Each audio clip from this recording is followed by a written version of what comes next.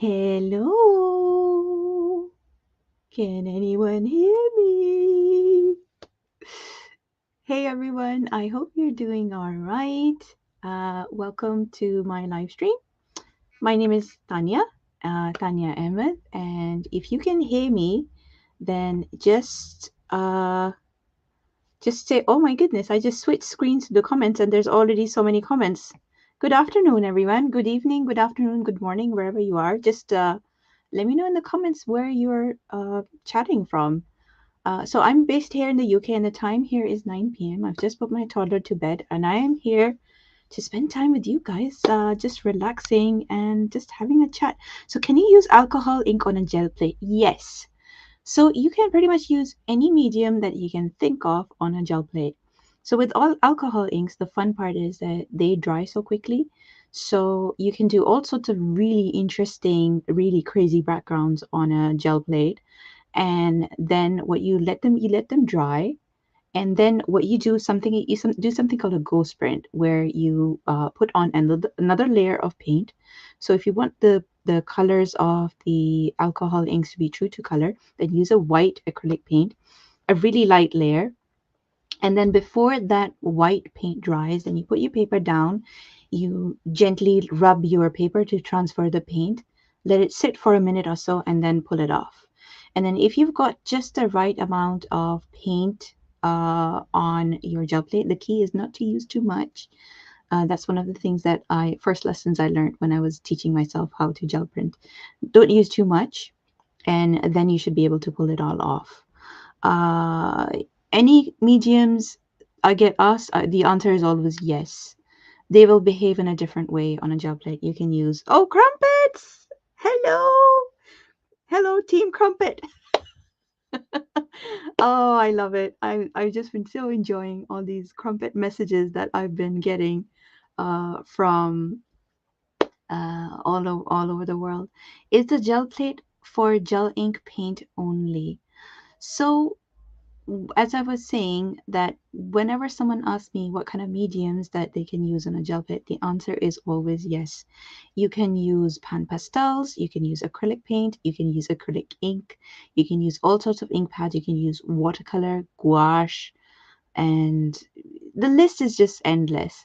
So if you go over to my social media, there's actually a free download that you can get, which gives you some and there's like lots of information up on my social media about things that you can use on a gel plate. Um, so, like for example, like watercolor, you can use watercolor on a gel plate as well. It will bead up, but you should still be able to get some really interesting backgrounds with watercolor. And oh my goodness, so many people joining in. This is lovely. Question: how do you clean your gel plate? Okay, so there's many different ways of cleaning your gel plate. A jelly-ass gel plate is what I use, and they are made of a mineral oil, and they're solid and it's nice and squidgy, and they're really easy to clean. So a couple of things that you can do is you can use a baby wipe. I normally just use water and a microfiber cloth.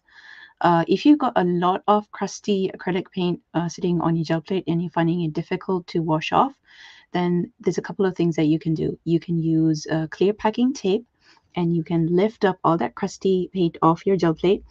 And then once that's done, then if you still got some residue on there, you can go in with some hand gel, and that will get some of your paint off. And then if you've got some more staining is very normal. So don't worry if your gel plate doesn't go back to its shiny, smooth surface. A stained gel plate still works just as well. And if you've got really stubborn stains, what you can do is you can use some baby oil on it, and then you just use a kitchen towel and scrub the rest of it off.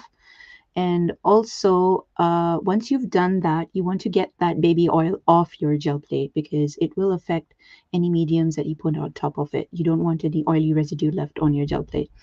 And what you need to do is you can just use some mild washing up liquid like Dawn or Fairy liquid, as it's called over here in the UK, and just wash it under running water.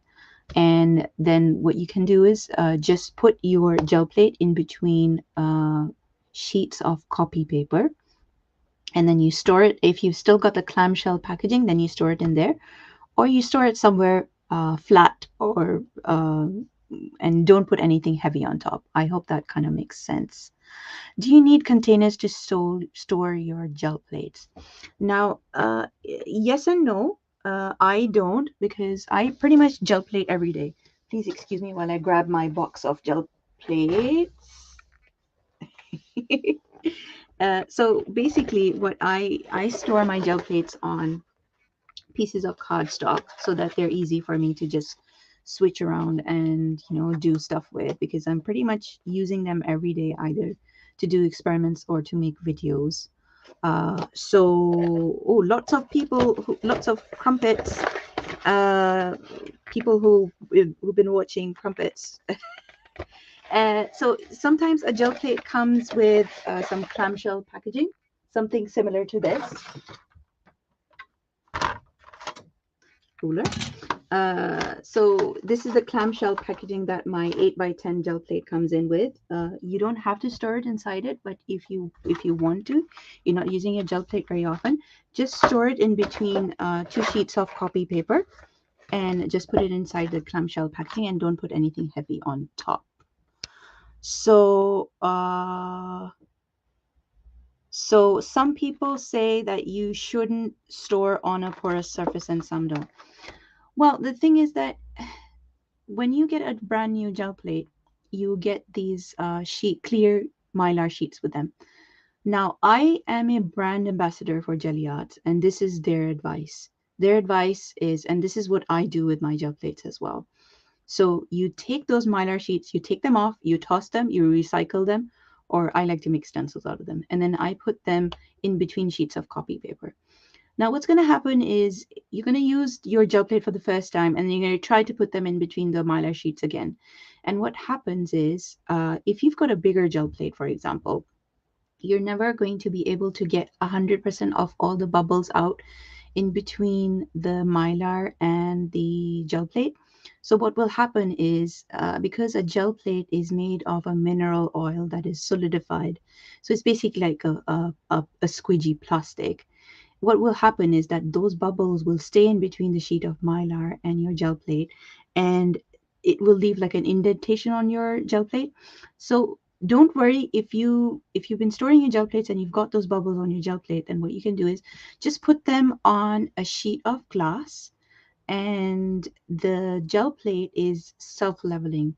So leave it on for an hour, or for a day or two, and then it should level out completely. And if you get any kind of oils leaching off your gel plate onto your papers, that's completely normal, and it doesn't damage. It shouldn't damage at least a Jelly Arts gel plate. It shouldn't damage it. What else can you use if you do not own a gel plate? Can you use an acrylic plate instead? Yes, you can. You won't get the same result, but it can be a fun thing to do with an acrylic plate as well. An acrylic plate will not have the same give as a gel plate does. So you can try it out. It's still technically monoprinting, even if, like, for example, if you're doing some really inky techniques and you've got excess ink on your cardstock, if you put another piece of paper on top and you pull a print, that process is called monoprinting as well. So you don't have to necessarily do monoprinting on a gel plate, but personally, I'm very biased. So everyone, I think, needs to own a Jelly Arts gel plate. So question, what size do you recommend to start with? Okay, and this is a question that I get asked a lot.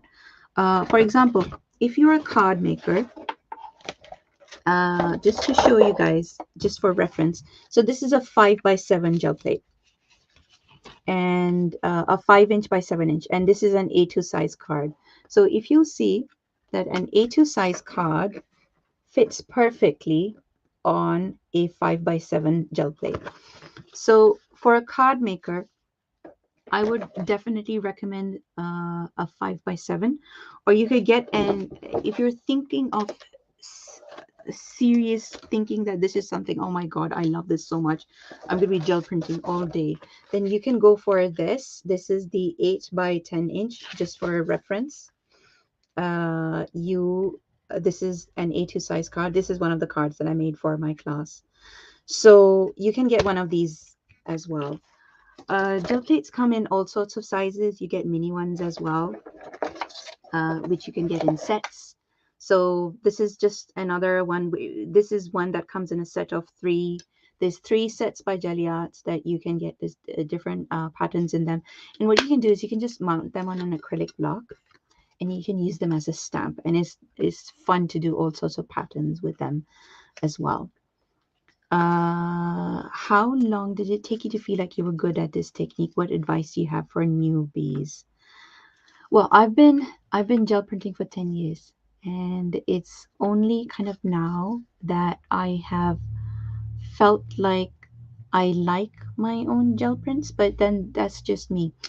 So if you're someone who suffers from perfectionitis and calls themselves a recovering perfectionist, then always remember this, that if you don't like what you're doing, then that means one thing and one thing alone. That means that you've got great taste. And what you're doing right now doesn't quite match what image you've got in your head. So my theme, my motto with crafting in general, not just gel printing, is practice makes progress. Practice makes progress.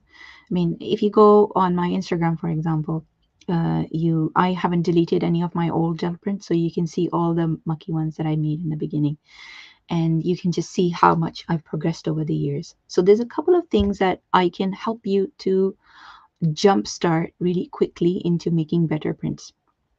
So here's a couple of tips. First of all, think about color theory. Like, for example, if you mix orange and blue together, you're going to get like a brownie shade. So think of your color wheel and think about complementary colors. So that's one lesson that I learned really quickly, that I didn't really like the muddy prints. And then I realized that the 2 colors that I was mixing together on the gel plate were making beautiful shades of brown, which wasn't necessarily what I wanted. So if you want to keep your colors true, then you can use colors that mix well together to make like a third really nice color. Or what you can do is, if you've got 2 colors on your gel plate, then you can clean your brayer in between switching out, rolling out your paint on your gel plate. So if you go over again to my Instagram, there's lots of information on there. Check out my pin posts as well. There's lots of tips and tricks on there. And then another trick I learned was learning about uh, paint opacity and translucency. So what that basically means is how opaque or transparent a paint basically is.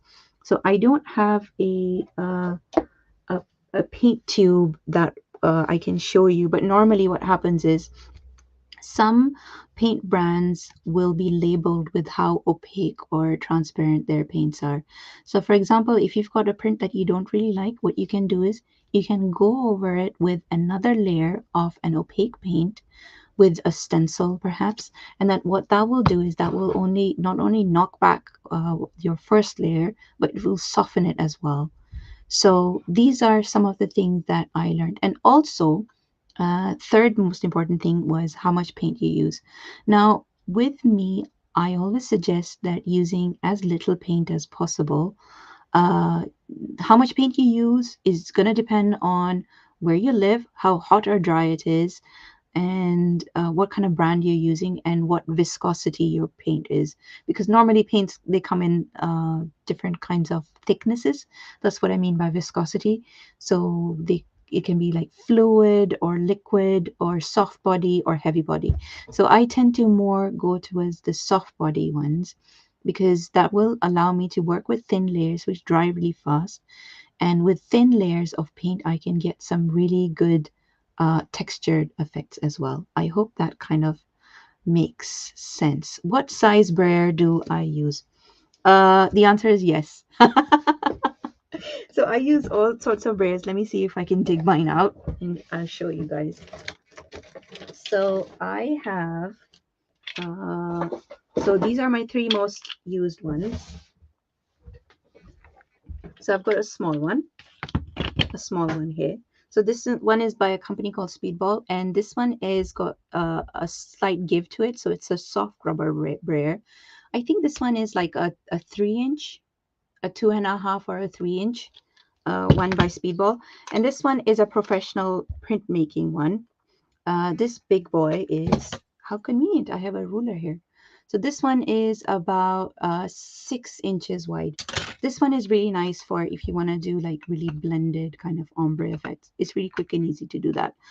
And this one is a craft one I have. This is a Jelly Arts one. And then what I like about this is that you can take the brayer off, and then that makes it easy to clean as well. And this one's like a hard rubber brayer as well. So the answer is yes, I use all sorts of sizes. And I think I probably end up reaching for this one more and for this wider one more because I'm doing a lot of like ombre gradient style gel prints these days.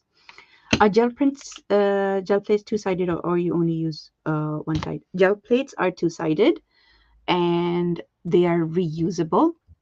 You can use them over and over again.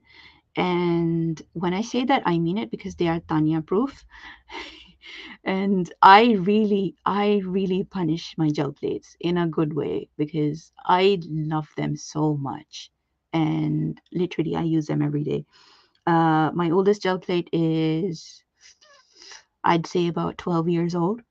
And it's beautiful and stained and delicious, but it still works like a dream. And if you've got a gel plate that is still sitting in its packaging, take it out today. Honestly, seriously, take it out today, or I'm coming after you. And I'm watching. I'm watching. And if you've got any questions about gel printing, just shoot me a message, write me an email. I am more than happy to help. And there's a ton of information on my Instagram and on my blog as well. And there's lots of free guides as well. And needed lesson using gel plates and alcohol ink. How do you clean your brayers? I've heard some people do and some people don't. I do. With some brayers, there's a couple of things you can do. Is with some brayers is like with some of mine, the paint layer is so thick that I can literally peel it off. I don't know if I can start doing it over here, because if I start doing it, then I won't want to stop it because it can be kind of therapeutic to sit here and start peeling paint off. So that's one thing you can do. A couple of other things that you can do is you can use Murphy's oil, and you can soak your brayers or your rollers in Murphy's oil, in a solution of Murphy's oil, and then the paint kind of just shucks off. I can't quite describe it, but once you see the process, then you can clean your, if you've got acrylic paint really stuck on your stencils, then you can use Murphy's oil on your stencils as well. So what is the next question?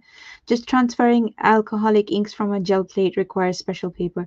So when you do your alcohol inks and on a gel plate, you put them on, you let them dry, and then the way to get them off your gel plate onto your substrate of choice is that you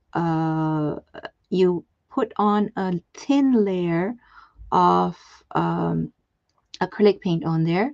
And then while the acrylic paint is still wet, then you can use any kind of paper and then do your gel print as normal. And then make sure that your second layer of acrylic paint is nice and thin, and that will allow you to lift that print off your gel plate. And that process is called pulling a print, and this technique is called ghost printing. You bought your first gel plate. Yay! Welcome to the club. Whoop, whoop. Your links to the products don't work. At least I can't get them to. Are these only items or links? What they should do, Terry, if you email support, then they can have a look at them for you. The links I have shared are for shops in the US. So Harriet will take a look at those links for you. So sorry that you're having trouble with the links. Do you use denatured alcohol on gel plates with alcohol ink like you do? I'm not sure what denatured alcohol is, but I use rubbing alcohol with alcohol inks.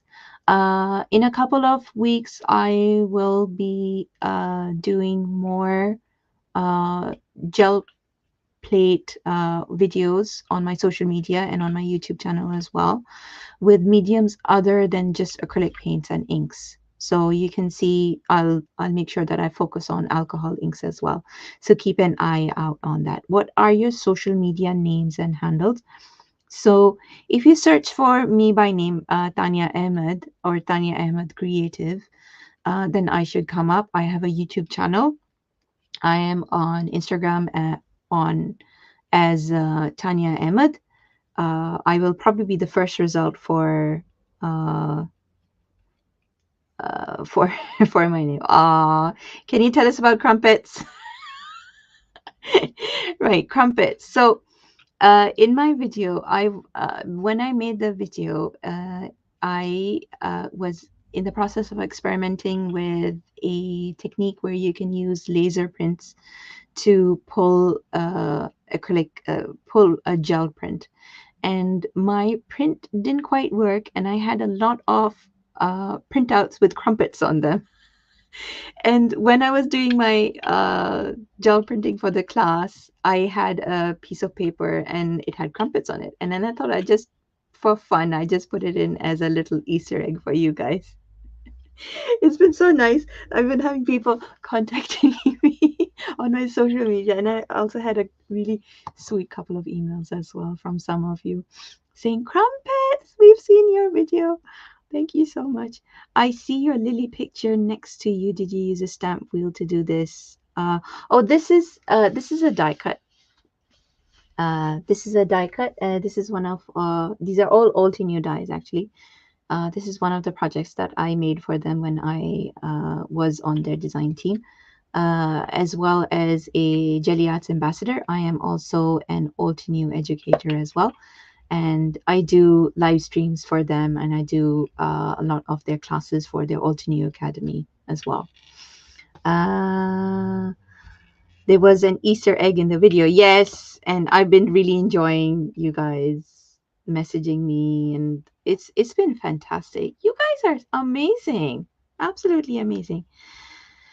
Is there a difference between monoprinting plate and a gel plate? So, see, this is what I've been doing. I've been sitting here peeling paint off my brayer because this is how I pay attention. I used to get trouble in class for fiddling, being so fidgety. Okay, I digress. Focus, Tanya. So there is a difference between monoprinting. So gel plate printing is something that's been around for a couple of decades now. So originally, uh, what artists used to do is a process called monoprinting, and basically with monoprinting you have these rigid plates. Sometimes they're made of um, lino cut. It's like a really hard rubber that you can carve into, or they're plates that are made of copper and they've got designs etched into them. um, and what you would need to do is you would put that hard surface, and then you put your paper on top, and you put some soft padding on top, and then you have this giant press, which would basically look like a giant die cutting machine, but really massive. And then you would crank it through the rollers of that press. And that process would then transfer the ink from the hard surface onto your paper.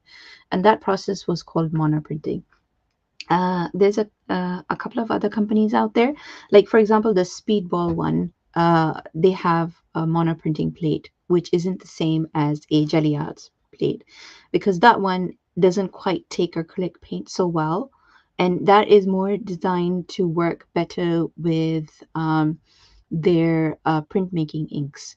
So with a Jelly Arts gel plate, it's got a bit more squidge to it. And I'm sorry if this is like a long-winded answer, but I absolutely love anything to do with printmaking and monoprinting and gel printing, and I could just talk about it for hours. We only have 5 minutes left. Uh, we used to use linoleum when I did this with schoolers. Yes, it's yes. So originally, the gel plates, the first gel plates were actually made of gelatin. And the founders of the company Jelly Arts, what they wanted was they wanted something that behaved like a gelatin plate, but was more durable and wasn't as susceptible to changes in temperature. So they came up with a solution, and they worked with some chemists, and they came up with a gel plate. And the company has been around for, I think, over 15 years.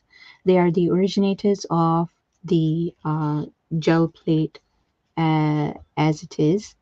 And they're a fantastic company to work with, and they're very, very supportive of teachers as well, art teachers. So if you're an art teacher and you're looking for ideas, there's some lesson plans on their website as well. So do check out the Jelly Arts website. What material was snowflakes you used on the jelly plates?